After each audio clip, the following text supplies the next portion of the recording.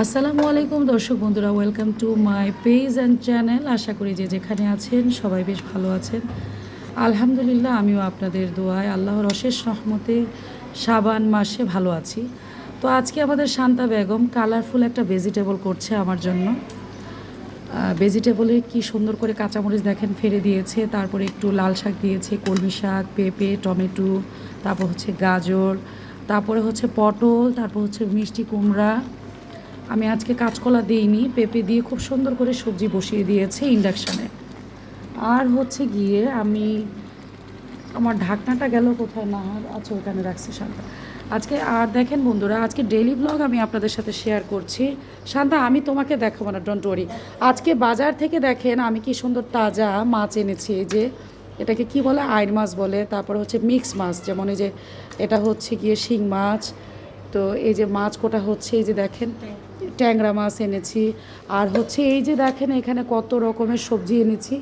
তার মাঝখানে আমি আবার অনেকগুলো কাঁচামরিচ বেছে ফেললাম। এই যে কাঁচামরিচ বেছে এভাবে বুটা ছাড়িয়ে রাখি। তারপরে হচ্ছে এই যে মিক্স সবজির মধ্যে আমি আবার হচ্ছে মিক্স শাক সবজি এনেছি। এই যে কলমি শাক আর লাল শাক, এটা মিক্স করে এটাকে আমি 2 দিন খাবো।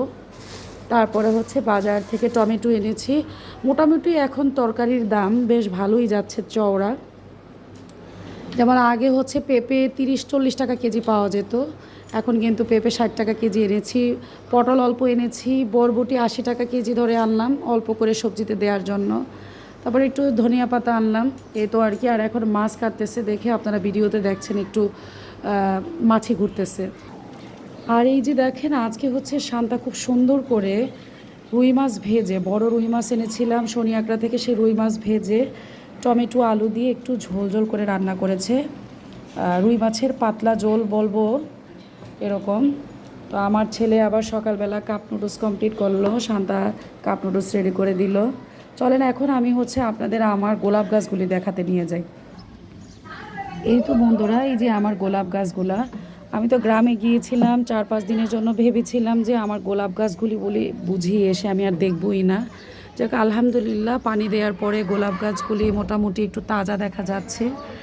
এইখানে এটাতে হচ্ছে গোলাপের কলি এসেছে, এই যে এটার মধ্যে হচ্ছে গোলাপের কলি এসেছে এটাতে, এই যে দেখতে পাচ্ছেন কিনা, যে গোলাপের কলি। আর এই জিনিসগুলোকে কি বলে আপনারা আমাকে একটু প্লিজ জানাবেন। এই যে এগুলা গোলাপ ফুল ফোটার পরে এরকম, এগুলো কি আসলে আমি জানি না। আর হাজারি গোলাপের কলিগুলা পড়ে যাচ্ছে, এই আর কি।